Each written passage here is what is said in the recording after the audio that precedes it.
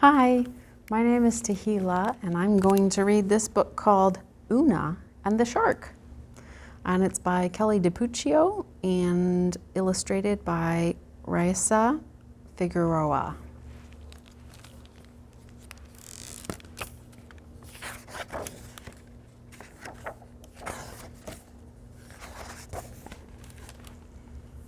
Like most mermaids, Oona was good at making friends. Otto was her friend. Pelicans were her friends. Even the hermit crabs, who weren't exactly friendly, were her friends.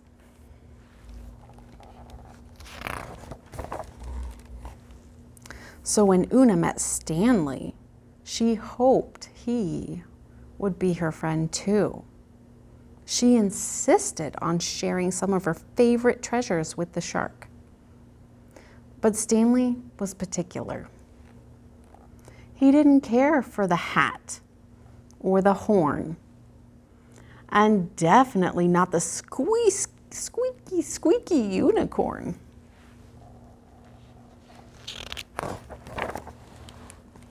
Oona was an inventor, and like most inventors, she was eager to show off her latest creations to her friends. The beach ball juggler, the sandcastle maker, the seahorse carousel.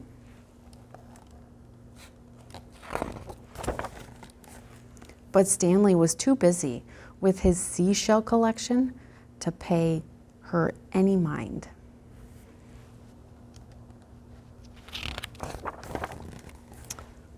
That just confused Oona and made her more determined to impress the shark.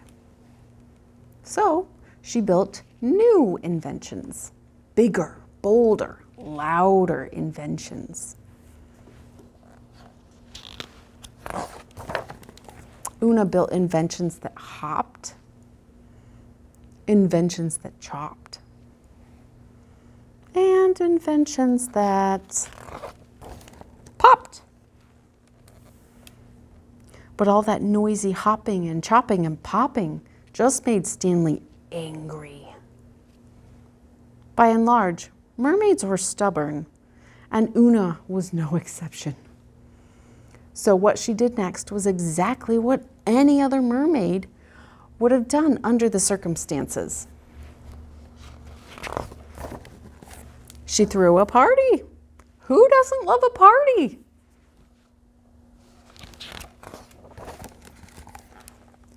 Stanley, that's who doesn't love a party.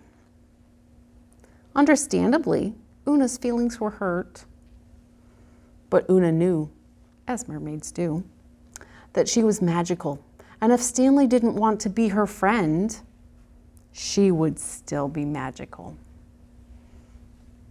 Oona dove off her rock and swam to the bottom of the ocean floor. It was peaceful and quiet down there with the jellyfish and the sea turtles.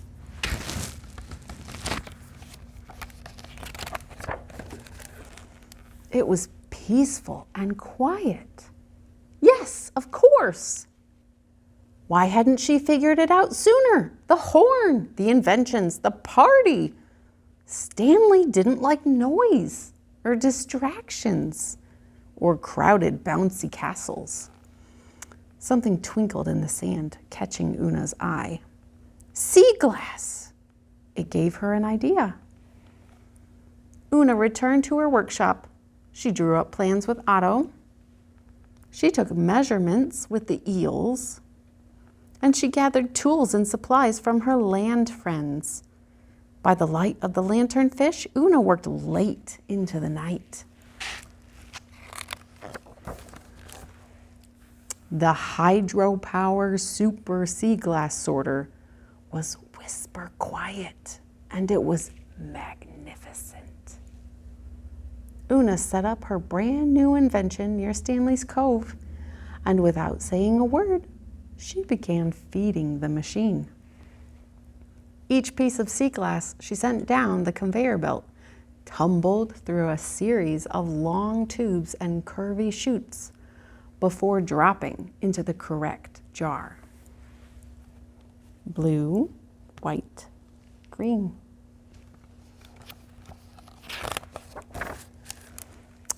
The curious shark watched from a safe distance.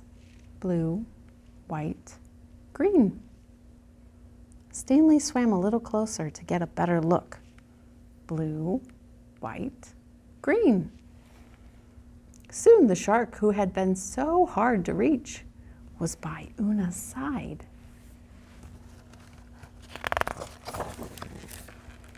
Would you like to help?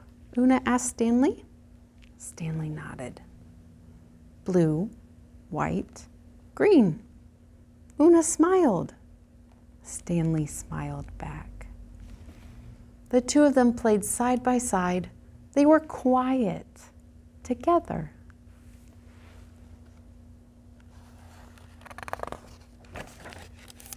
And together they had fun.